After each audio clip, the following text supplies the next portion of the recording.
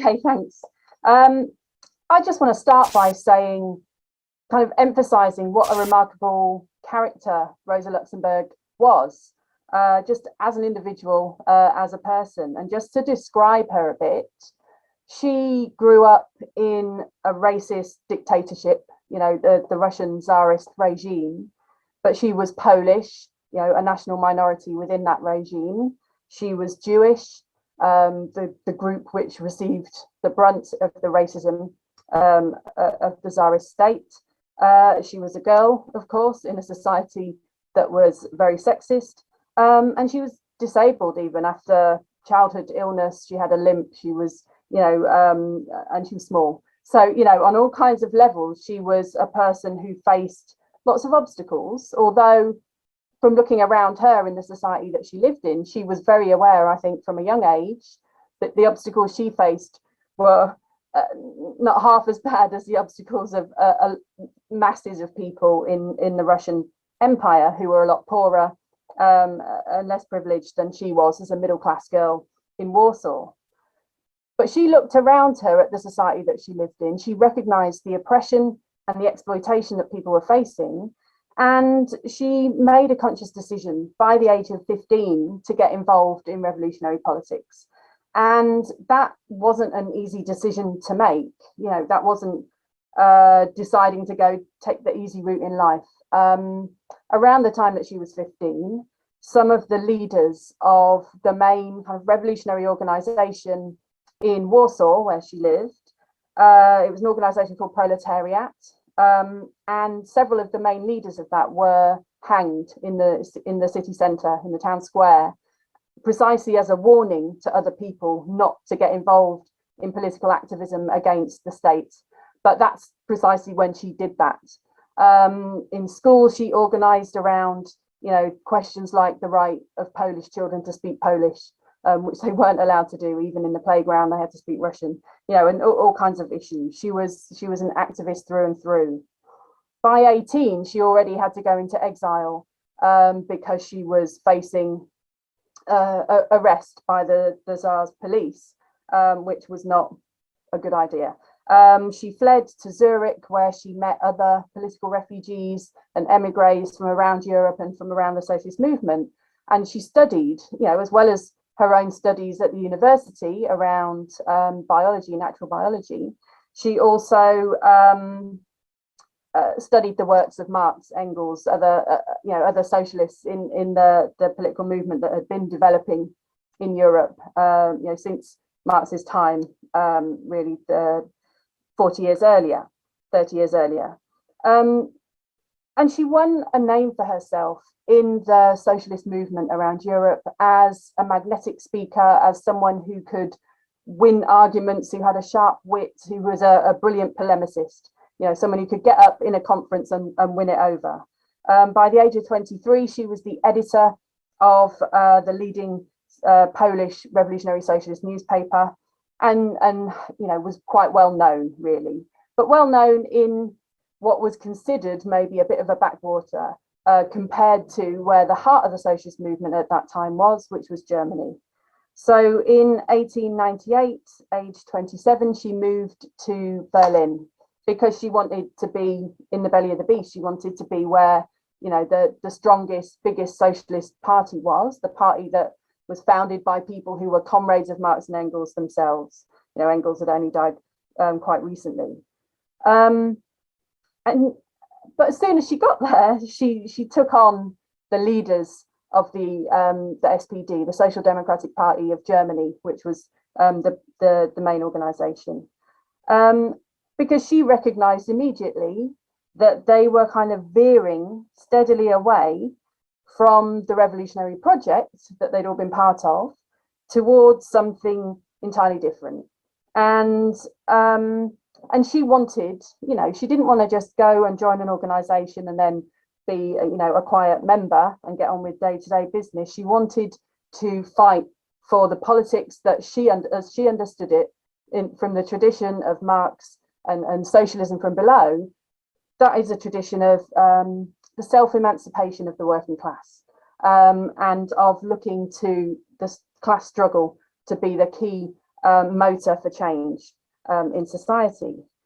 And she recognised, I think, the importance of herself as an individual going into that battle and fighting for those ideas, which, you know, they weren't her ideas, they were ideas that she had learned, that she was in dialogue with, that came from a living, breathing movement, and which she was fighting to defend. Around this time, she wrote a letter to her partner, Leo Yogicus, describing how she felt when after she'd moved to Berlin and was starting to take part in these debates. She said, "In my soul, a totally new, original form is ripening that ignores all rules and conventions. It breaks them by the power of ideas and strong conviction. I want to affect people like a clap of thunder, to inflame their minds, not by speechifying, but with the breadth of my vision, the strength of my conviction, and the power of my expression." So she talks about the breadth of her vision. And I want to, you know, I think it's impossible in 15 minutes to try and talk about everything that Rosa Luxemburg wrote about or spoke about, or all the you know, ideas that she developed. But I want to try and bring out some of the key ones and really leave it open for you in the discussion to think about, you know, other ideas and how these things might relate to us as revolutionaries a century on. I think the first key argument is the one that I've already kind of slightly referred to, and this is the question of reform or revolution, of reformism as a set of ideas and behaviour that was developing in Germany in front of Rosa Luxemburg's eyes and hadn't yet been theorised. You know, no one had had this opportunity yet to grapple with this new phenomenon. So when Luxemburg moved to Berlin, one of the key leaders of the SPD was a man called Bernstein, and he just published a pamphlet which is known as Evolutionary Socialism in English. In that, he argued that things had changed since Marx's day. Basically, Karl Marx was talking about a young, dynamic capitalism with lots and lots of different units, all competing, crisis-ridden, you know, clashes going on all the time, booms and slumps and all the rest of it. This was, you know, and this was a kind of system that you had to fight, you know, violently, maybe, that you had to confront at the barricades, as they had in the 19th century, you know, many times in France, in the 1848 revolutions, in 1830, and going back to the French Revolution. He said things have changed. We've had 20 years of economic growth and relative peace and stability in Germany. This was true to an extent. He said capitalism is stabilizing. There's no need for the barricades. There's no need for the struggles anymore. We can win democratic rights. We can participate in parliaments. We can get representation for working class people, and we can change laws, and we can redistribute wealth, you know, through pragmatic and legal means. We can reform capitalism away, you know, because things have changed. For Rosa Luxemburg, she straight away recognized that, you know, this really came out of a situation where activists were becoming administrators, where, you know, the size of the SPD meant there was all of these people, hundreds of kind of full-timers or activists, or, you know, people who were employed by the party and whose main focus was the next election campaign, wherever that may be, that they weren't interested anymore in the class struggle or in what was going on the ground in workplaces. They were focused on parliament elections and what they might be able to do in the future if they get elected. More centrally, she points out that, yes, capitalism can have periods of growth, it can have periods of stability, but that doesn't mean that it's been fixed. It doesn't mean that competition and exploitation and those divisions aren't still absolutely central and underlying the whole system. In fact, it probably means that the next crisis would be even bigger, you know, because capitalism was kind of clumping together into bigger and bigger monopolies, big corporations and so on. And we've seen that process continue, of course, in lots of ways over the last 100 years. Barricades, okay, maybe not. Maybe the form of revolution will be different in the 20th century, she figured. And this is moving on slightly to another key pamphlet that she wrote a few years later, The Mass Strike, which I don't have time to do it justice. but really it was it's a really good pamphlet to read, and it's about a revolutionary process that took place in Russia or across the Russian Empire in 1905, in the end defeated, but actually a process which involved hundreds of thousands, millions of people pulled into occupations, strikes, demonstrations, political struggles and economic struggles, worker struggles and anti-war struggles, feeding into each other and building this momentum in a movement, which Luxemburg kind of drew some lessons from in terms of what a revolution might look like in the modern world of cities, of mass collective working classes in these big industrial centres, places like Warsaw and St. Petersburg and Moscow and all the rest of it. She was looking to these revolutions that were breaking out in other parts of Europe, while SPD leaders weren't really interested in drawing lessons from that. It was too chaotic, too unpredictable. They wanted to focus on the campaigns that they could lead. So she did understand, what has changed and what hasn't changed about capitalism, that fundamentally it was a system still based on exploitation, and on competition between units of capital, and that would always lead to crisis and always lead to the system trying to make the workers pay. But also, she points out that that Bernstein's view is very Eurocentric. Okay, maybe things have been improving for German workers to an extent in terms of standard of living in the 1870s and 80s, 90s. But what about the colonized peoples increasingly around the world? What about the people in Southwest Africa, where Germany had colonies, who were being, subject to forced labor and being treated abominably? What about people all over the world, actually? And this was something she came on to really focus, and I think was at the core of her politics throughout her life and very, very central. And that's the question of internationalism. Because internationalism, again, has been central to the communist movement since the beginning. If you read the Communist Manifesto, it's right there. It's the central thing. Workers of the world unite. It's not saying all workers are the same everywhere in the world. It's saying that they have a fundamental thing in common and they have a fundamental common enemy. And that's what Luxemburg, I think, talks about as well. Internationalism as a political principle isn't just about saying we care about people in the rest of the world. It's an approach. It's an approach which starts from a totality, and a totality which means looking at the whole system from the perspective of the international proletariat, the international working class, who are all subject to that same exploitative system, although in completely different ways in lots of places. So you start from a totality, and then you break it down and understand the contradictory, differing positions and viewpoints inside of that totality. So she compares, workers in the West to colonized people in Southwest Africa, or she looked at how colonialism was destroying environments and old ways of living and societies in places like Madagascar, the Antilles, the Philippines, China, Cuba. That she writes about all of these places and what colonialism is doing to them, again, right in front of her eyes and everyone's eyes. But she's actually in a minority, shamefully, among European socialists to actually support, kind of actively support the resistance movements in those colonized places. So, supporting colonized people fighting back against the empires. The next thing, I think, is her opposition to war and imperialism. And this, of course, flows from the last one. It flows from her commitment to internationalism.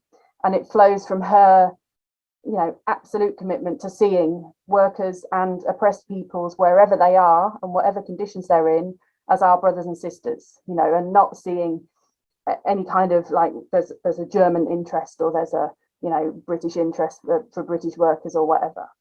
And this is really central when you see what happens at the start of the First World War, when the vast majority of socialists, certainly in the SPD, but in most of Europe and the rest of the world, support the First World War, support their own kind of governments against others in the First World War.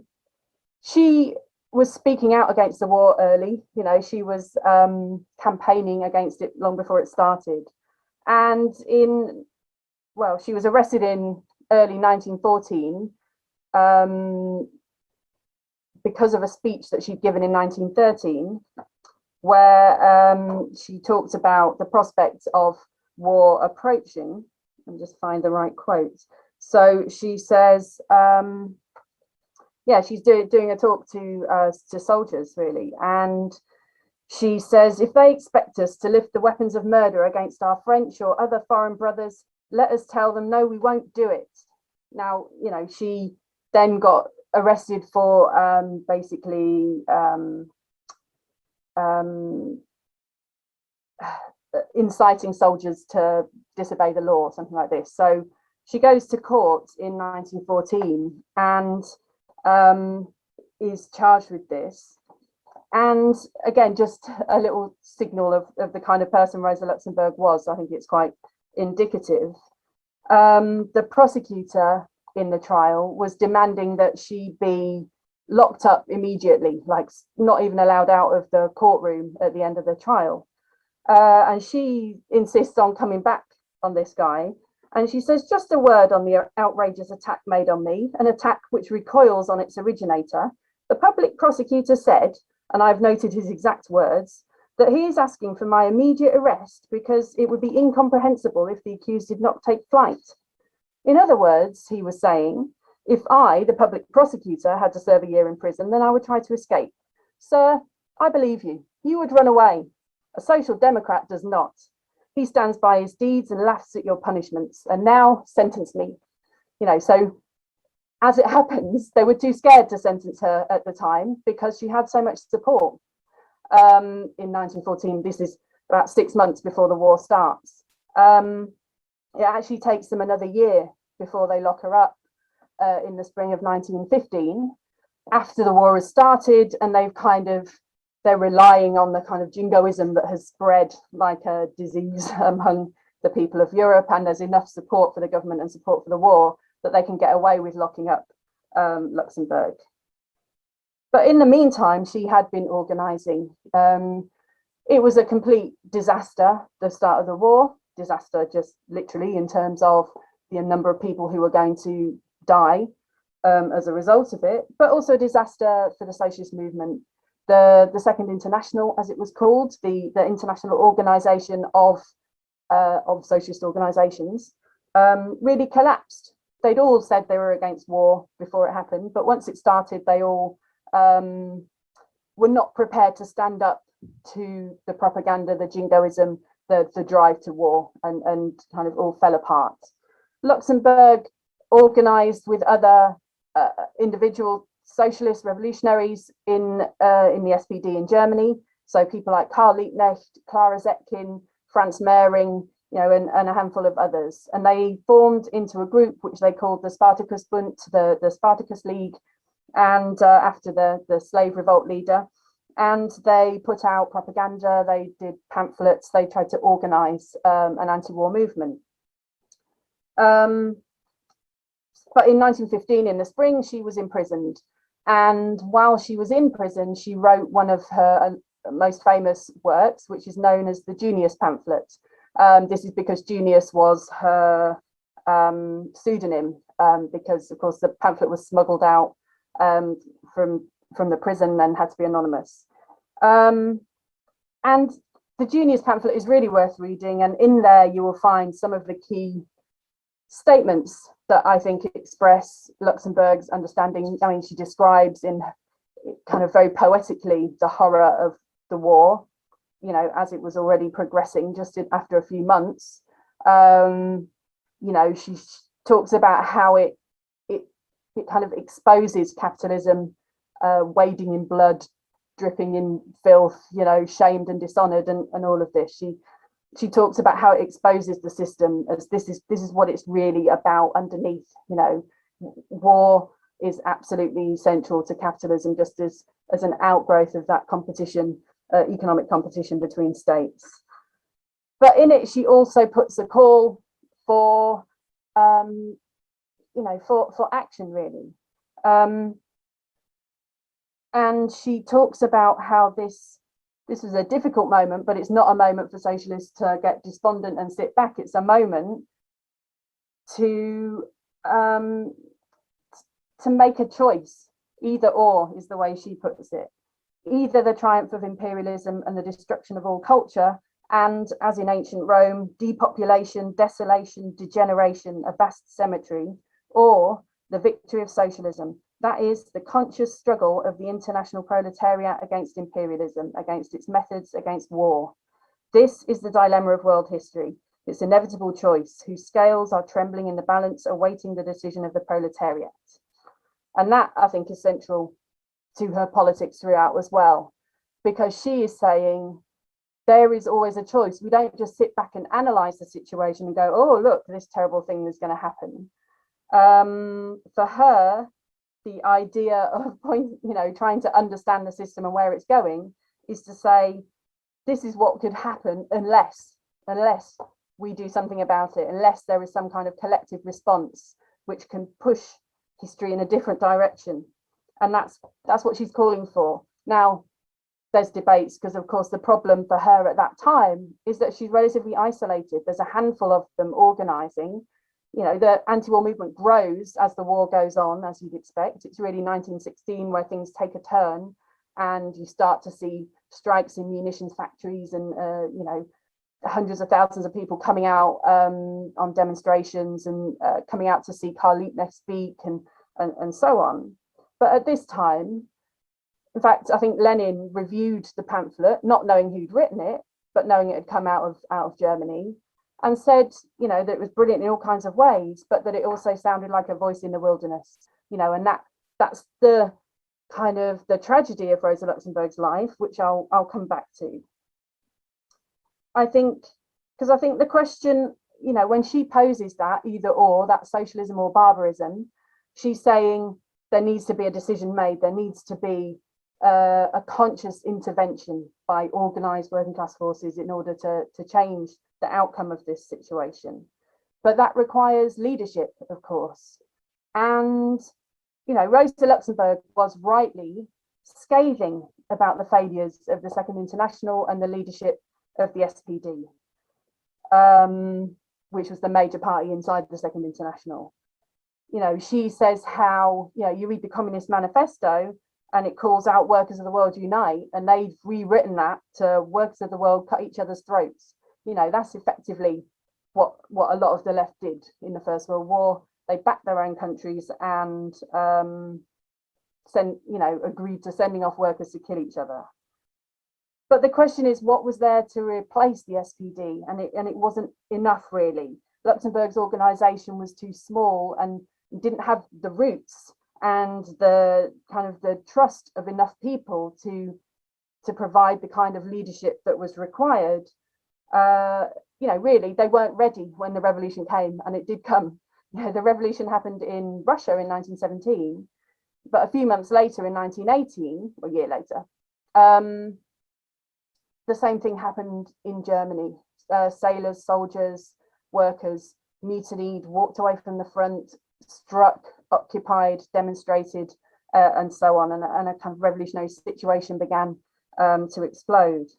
But the pull of the SPD leadership was still stronger than the pull of the revolutionary forces that existed.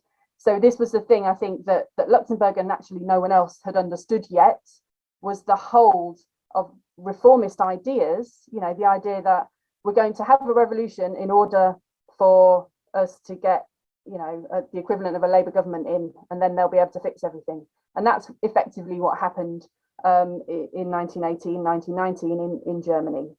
And the SPD government that came in was able to convince enough people to go back to work, to carry on with day-to-day life, and that they were going to fix things. Oh, look, you've won. We've got socialists in power now. And they actually then unleashed the counter-revolutionary forces, which killed Rosa Luxemburg, Karl Liebknecht, and others.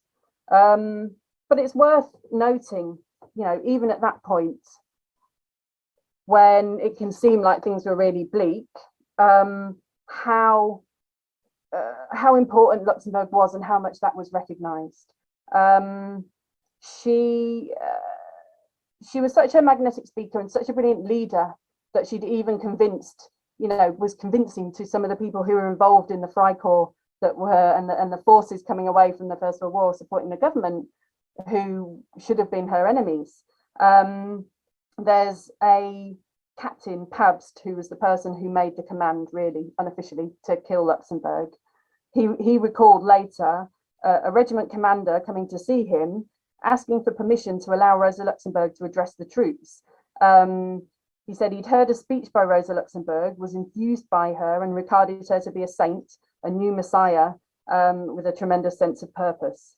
And Pabst, the captain, said, at that moment, I completely understood how dangerous Frau Luxemburg was. She was more dangerous than all the others, even those bearing arms. And it was at that point that he decided she had to go, and so did Karl Liebknecht, and they were murdered. So I think that there are weaknesses that we can talk about, and that's worth doing, but there are also all kinds of fundamental strengths about Luxemburg that we need to celebrate and remember, and think about how to apply it to the world today. Because I think, we think about socialism or barbarism in the context of the 21st century.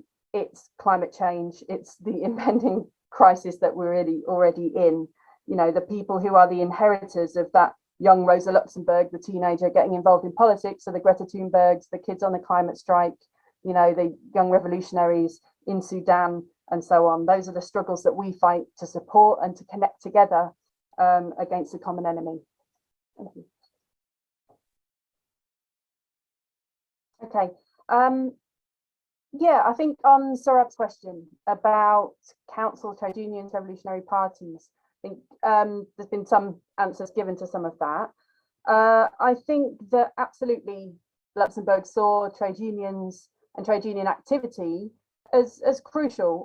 All political activity is crucial, but she recognised the importance of collective organisation of workers in a workplace. But of course, the trade union bureaucracy, and this was particularly true in Germany at the time when she was active, was often a barrier to workers' self-activity. I mean, it literally was. They would try and stop struggles taking place, wildcat strikes and so on. They wouldn't support them.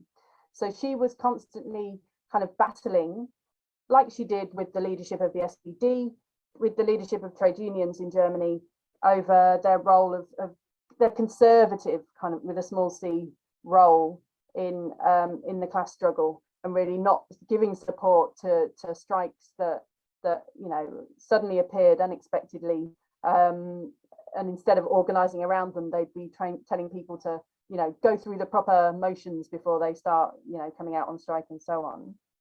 But as someone said, all of this collective activity is training for workers and training for the movement. I think in terms of her understanding of workers' councils, revolutionary parties, trade unions, and so on, I think her ideas were developing and in motion, as are all of our ideas. But I think we have to recognise the kind of the events that she went through and how those ideas kind of developed. I guess it's interesting when you look at her work on 1905, which people should look at the mass strike. It is a fantastic read, and what you really get from it is a sense of the dynamism of a real struggle involving millions of people. The way that all the grievances of 1,000 different grievances that have existed for sometimes for decades, or sometimes for weeks, or sometimes for days, all kind of come out of the woodwork and all feed into each other, and create something new, create a new movement on the streets. But when she writes about the year of 1905 and the revolutionary process in Russia, she really emphasizes that the mass strike, the masses of people coming out together, organizing in their workplaces and on the streets. When you look at Leon Trotsky, the Russian revolutionary, and his writings, or what he says about 1905, his emphasis is on the workers' councils. This was the bodies that started to emerge in the course of 1905 in Russia. These were kind of democratic decision-making bodies which were formed out of the strike committees, the protest movements, you know, the occupations. They would elect delegates, send them to a meeting to make decisions about how to organize, not just their own struggle, but with all the others. You know, what are we doing in this whole city? What are we doing in this whole region? How are we connecting with the other cities? You know, and so on. Where are we taking this struggle? So it was a real leap forward in terms of political self-organization, not just, you know, to come out and deal with an immediate issue in your workplace, but to think strategically about the direction of the whole movement, to think, you know, potentially about trying to, maybe we could take control, maybe we could run society instead of the Tsar, the government, whoever, you know. So it was a important step, and that's the thing that Trotsky emphasizes. It's not the thing that Luxemburg emphasizes. So it's not that she ignored them completely, it's not that she didn't think they were worth anything, but the emphasis, I think, is important. So and I guess I would argue Trotsky was right to emphasize the importance of the councils, and they were precisely the kinds of organization that came back in 1917 and helped to well, overthrow the Tsarist regime for good, to you know, bring in the potential for a socialist society in Russia. Now, in 1917, in 1918, during the early days of the Russian Revolution, Luxemburg recognized the importance of the Revolutionary Party. She talked about how the Bolsheviks had grasped the mandate duty. They had they were a true revolutionary party because they knew how to lead, how to advance the struggle, and that's what you have to do. That's all it means. You know, that is the only purpose of a revolutionary party, is to understand how and be able to advance the struggle. So in the midst of the workers' councils that existed, Bolsheviks were in there putting an argument for what the strategy should be, etc. She recognized that and recognized the importance of that. But she also still, I think, didn't recognize the crucial importance of the workers' councils as bodies in that revolution, because she argued that the Constituent Assembly, which was this new kind of bourgeois democratic body, which had been formed after the February Revolution in Russia, the first bit of the revolution before the Bolsheviks kind of led the next stage, she argued there should be kind of joint power between the Constituent Assembly and the workers' councils. The Bolsheviks said just the workers' councils have to lead because that's where the revolutionary strategy is being formed. Otherwise, we're just holding ourselves back.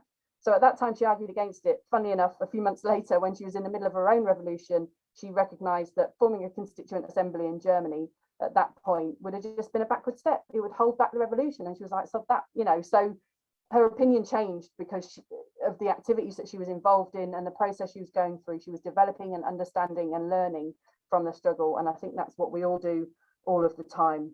The good thing about Luxemburg is her absolute faith in the ability of working class people, of oppressed peoples around the world, of ordinary people to change, to grow, to develop the skills to run society for themselves, to come up with the ideas that we need, you know, the ways of organizing, the new ideas, and that process would take place in the course of struggle, that the struggle is the university, the thing that sparks all of those new ideas. She's right about that, but it's not enough on its own. Just to struggle on its own isn't enough to guarantee you get the right ideas, you get the right strategy, and that you move forward. You know, and it comes back to that thing about the hold of reformist ideas on workers, even in the middle of a revolution. And I think we've seen it again and again and again through struggles in the past 100 years. So I think she was in a process of learning. I think she underestimated the importance of the new kind of workers' organizations that came out of the revolutions, and the importance of the political intervention into those to take the movement in the right direction. But I think I agree with where Martin finished, that Luxemburg is someone to absolutely take the best lessons from and to celebrate as a leading figure, you know, one of the top revolutionaries in the most important generation so far of revolutionaries who shaped our understanding of what a real transformation of society could look like, you know, how it might start, the processes we might need to go through to talk about transforming the whole of society into something completely different, something that's not based on exploitation, oppression, and division, but something that's based on a sustainable, a collective, and a human way of existing on this planet. And I think that's why she's such an inspiring person to still read today, and I recommend that people do.